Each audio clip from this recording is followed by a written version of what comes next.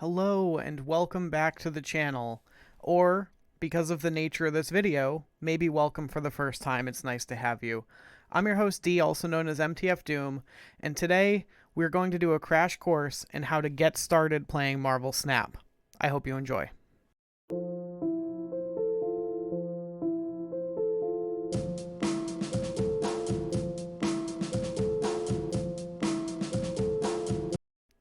So, first things first, I release nearly daily Marvel Snap content. It's been daily since January 2nd of this year, 2023. I don't know if that's going to continue in perpetuity forever, but it's the case right now. The problem is that currently, as of March 14th, it's been going on for a bit, the meta is kind of stale. There's a balance patch incoming, but functionally we are in, if you play Magic, it was called Eldrazi Winter. One deck, in this case two decks, have taken over the format, and they just do more than all the other decks, and have the additional problem of sometimes high rolling your opponent out of even being able to play a game. And it's a really abysmal feeling. That being said, I do trust that it's going to be fixed, which is why I'm making content like this.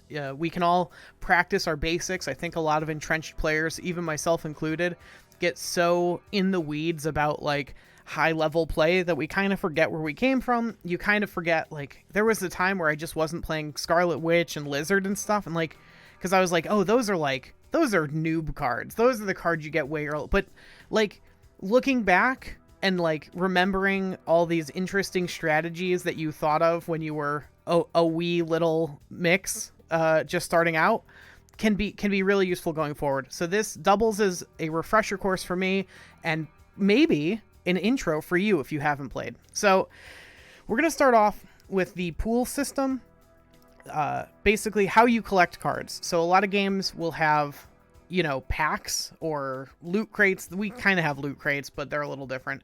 But in Marvel Snap, what ends up happening is every time you collect or upgrade a card, basically these are gray bordered, all the cards on this screen.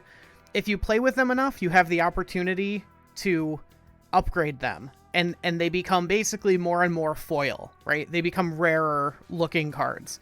And every time you do that, you get what's called collection rank added to your account score. And every certain number of collection ranks, you get the opportunity to unlock a new card, but it's random. But it's not completely random. So basically, we have here pool 0, 1, and 2 cards. These are the first cards you're going to get. So until your collection rank gets up to 214, you will not know which of these cards. You'll get one of these at rank... Where does it start? At rank 1. You get one of these basically right when you start the game. Collection level 1. You get the last one at rank 214. So you've upgraded cards, you know, 214 times worth of upgrades. I'm not going to get into the weeds about how collection score works. It's non-linear, but it's basically the same. Higher, making Bishop, say, go from like gray to green only costs like 25 in-game credits, but making him go from like red bordered to like the shiniest cosmic border, it looks like the galaxy, costs 500, but the 500 one is worth 10 collection level, and the 25 is worth 1 collection. So it's you get more collection levels for the more money, but it's still like kind of linear. It's not that difficult to understand when you're engaging with it, but it's much more difficult to understand me bloviating to you, so I'm not going to. So the point is, you get one of these cards at collection level 1. It could be any of them, whatever. When you hit collection level 214, we said? It's in here. 214, you will get the last one of these. And the order you got them in is randomized between 1 and 214. So all these cards, and this can cause some frustration, because like you can get like Doctor Strange and Domino and Forge pretty early on, and you're just like, these cards aren't very good. And it can be kind of frustrating, but by the time you hit 214, you'll have all the same cards as everyone else who is at collection level 214. Then it starts again, and we go from 222, right? So, because you don't get a new card every collection level, so it starts at 214. The last one in Pool 1 is 214, the next one in Pool 2 is 222, all the way up to almost 500, 400 and some odd, 474. The same thing happens. You unlock these cards in a random order from 222 to 424. Or 470, whatever. Whatever the numbers are, it doesn't matter. So again, you will unlock them randomly, like you won't, it doesn't guarantee that you're going to get Sandman right at, 222 or Infinite or whatever. But you're going to get them at some point before 474. Oh, it says it underneath them, had I been paying attention. So 222 to 474. The same thing happens again. And all these are self-encompassed. They are all within one pool, and it's called Pool 2. And then you get into kind of like what most people call the real game.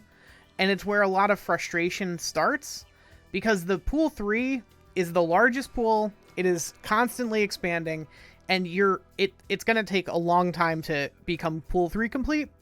And that, compounded with the fact that you get them in a random order, means that there's some kind of feel bad moments, especially early on, especially if you're not someone who played a lot of like sealed or limited in Magic or other games, where like your deck building is really put to the test. You might feel very much like outclassed, and in some ways you might be. There's absolutely the chance that like your first couple Pool 3 cards were just not very good.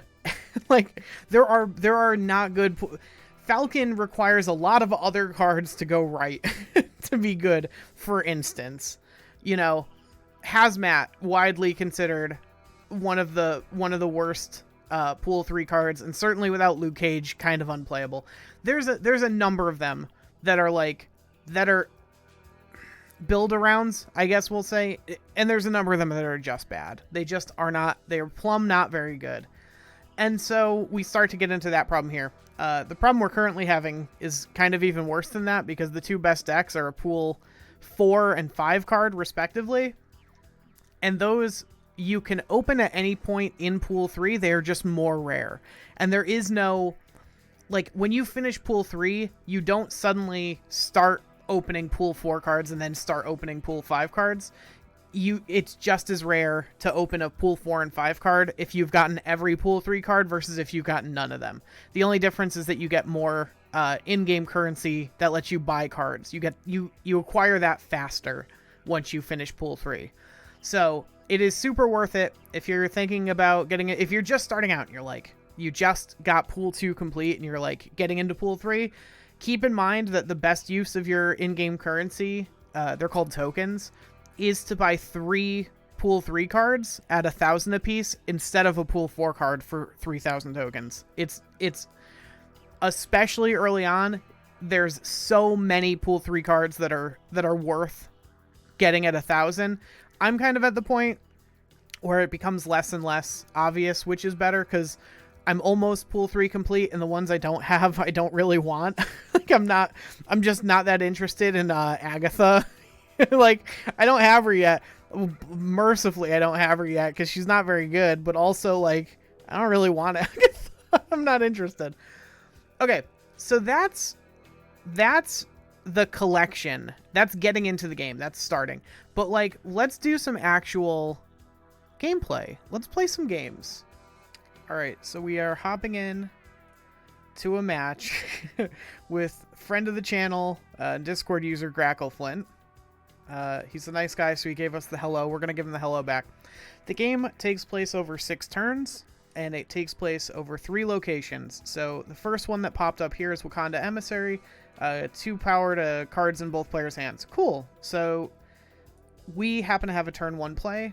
In general, turn 1 plays aren't that important. We just happen to have one, and it's fairly good because it got the +2 power. He's hamming it up for the camera, I think. We got Isle of Silence. So every turn, a new location flips up. Isle of Silence. Ongoing effects are disabled. So had we played something here that had an ongoing effect last turn, it would have been disabled. These effects are retroactive. So ongoing effects are disabled will actually disable ongoing effects retroactively. Like, okay, we're going to do some of this. Dark Dimension. Cards are not revealed until the end of the game. So see, Grackleflint already played armor there. So we know that, like, it didn't unbecome armor functionally. You see what I'm saying? We got nothing this turn, so we're just chilling. And we are going to, because of our Daredevil, we can see what he's going to play this turn. So let's make our choices. We're, you know, the whole point is that you have to win 2 out of 3. Hobgoblin, huh? All right. You know what? Let's do it. Pew!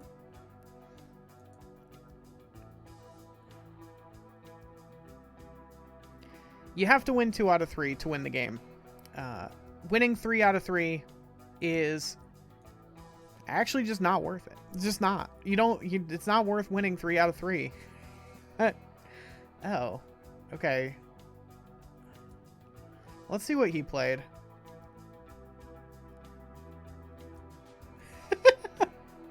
He won. He was just telling me about how he was having success with Heimdall. So just so you know, Heimdall moves on location. Oh my god, he has the best variants too. Heimdall moves all cards 1 location to the left. That's why that happened. But we'll give him the fist bump as well. He even told me in Discord, oh yeah, I've been playing Heimdall. People never expect it. And here we are, not expecting it and getting got by Heimdall. I'm gonna go into this next round talking about cubes. Okay. So just hitting play from the main menu, you are basically saying, I am willing to wager 1 cube. That's this glowing red thing. Normally it's blue, but we're in a friendly match. Right above my head. You are saying, I am willing to wager 1 cube on the outcome of this next game. You are actively betting on the results. What you can do is, so Kiln is quite good for me. So you can, it's called snapping. You can double the amount of cubes that are on the line. So if Grack doesn't retreat, we are now playing for 2 cubes. Now you might have noticed, well, we played for 2 cubes each time so far. What's the difference? Well, the difference is, at the end of the game, they double again. So if we go all the way to turn 6 and we just let it play out, we will have doubled another time, and we'll actually be playing for 4 cubes at that point.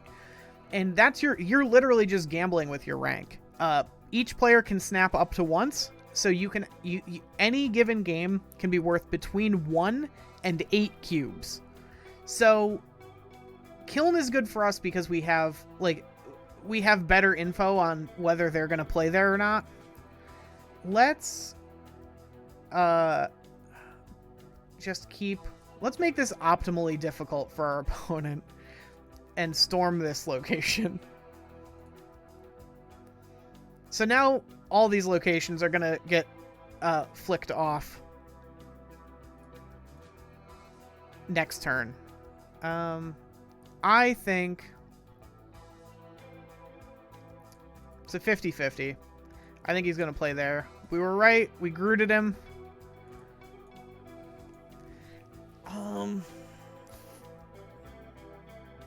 Okay. Let's Gamora.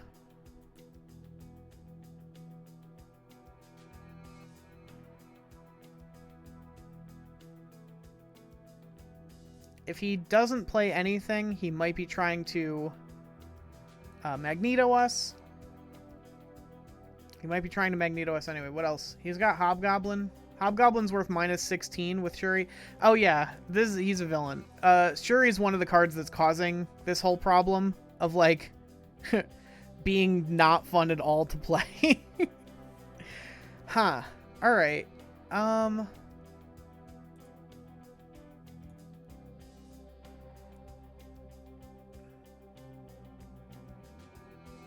So he's got it, but we're gonna show. See, we're at 2 cubes right now, and it says final 4. So Grak almost assuredly wins this, but we're gonna play it out to show. Regardless, I mean, he played 2 cards. He only needs 4 power. I gotta assume there's 3 of it. Oh wait, that might have lost him the game. It did lose the game. Okay. There's 1 card. We have 1 unknown card in his deck still. I have a deck tracker running. That's legal, and you should do it. Oh, don't worry about the high stakes thing. Basically, we now start at 2 cubes. We're now playing for 2 cubes to start. That's only in friend matches that happens. There's nothing on the ladder will force that. That's pretty bad. Overall, not thrilled about a lot of this happening. That's fine. That's fine. It's a friendly game. What in the hell? Oh, that's the last card, Scarlet Witch. Very cool. We finally got to see the last card. Okay, we're gonna go like this. We have a plan. We're gonna go Storm, Groot, Gamora, Doctor Doom. Oh, we can't do that. They have Dream Dimension us out. We're gonna go Storm, Groot, hopefully draw something we can play on 5, maybe Drax, and then Doctor Doom. But we have options, we have plays, we have chances. He did the same thing as us. Yeah, we're just both trying to, like I said, we're both just trying to figure out what our opponent is going to try, what shenanigans they're going to try to pull off, and do it better than them. And we're failing. And we're straight up failing.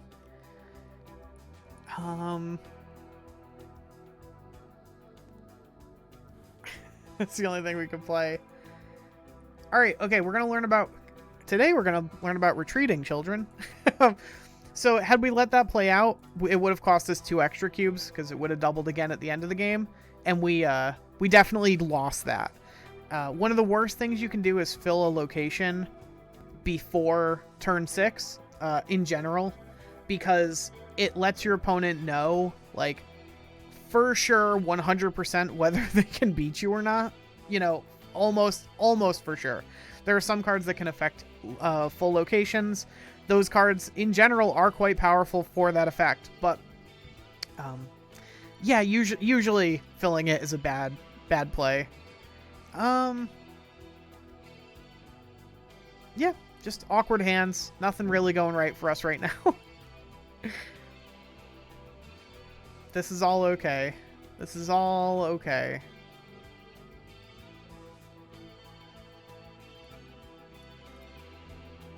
We're going to Daredevil. We're just going to see. We're going to see if we can get them on turn 5.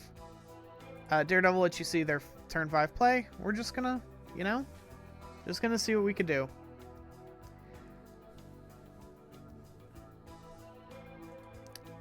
Probably can't do anything. Oh. All right, we're going to try to Groot him again.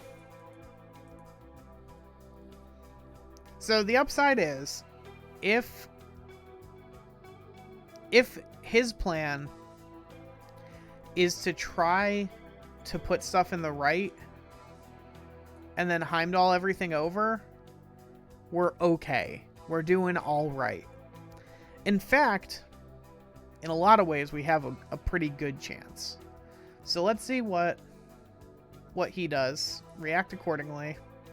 We might just snap here, make it the end of the game, no matter what happens.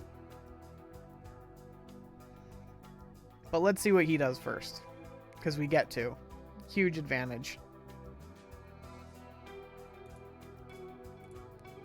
Alright. The Jaggler and an armor. So...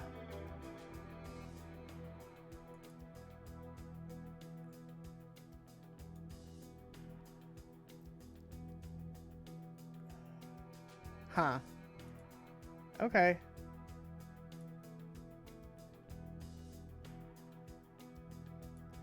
we probably just don't win then.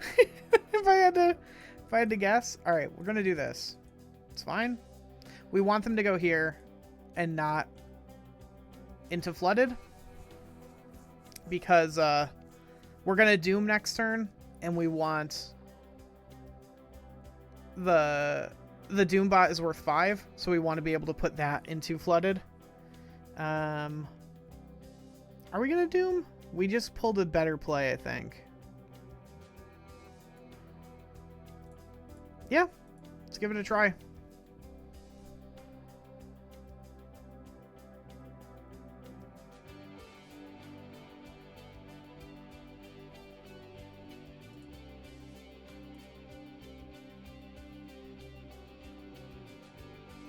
Really would have liked that Gamora right now.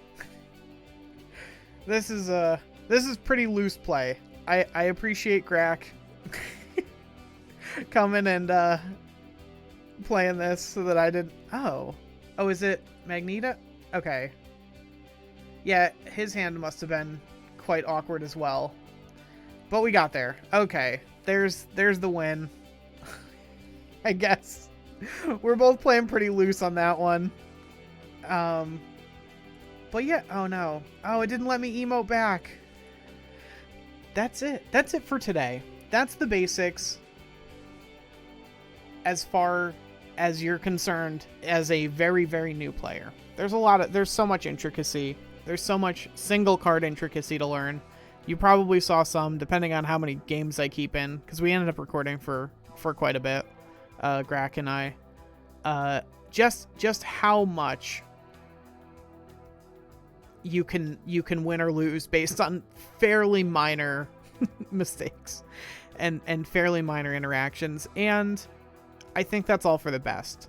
I'm a little frustrated with the game right now because it doesn't feel that way, and that's kind of why I'm making these videos instead of like gameplay or deck tech videos. But as long as we go back to that, you know, and you can always cultivate this type of fun in any living card game, right? My friends and I who still play Magic, we play it with fairly rigid constraints on how we play because, like, it's more fun that way. It's more fun than, like, having this arms race to be the most competitive, you know, the best deck you can build, the turn 0 type stuff.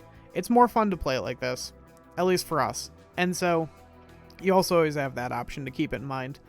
You can always just play with friends. I have been your host, D, also known as MTF Doom.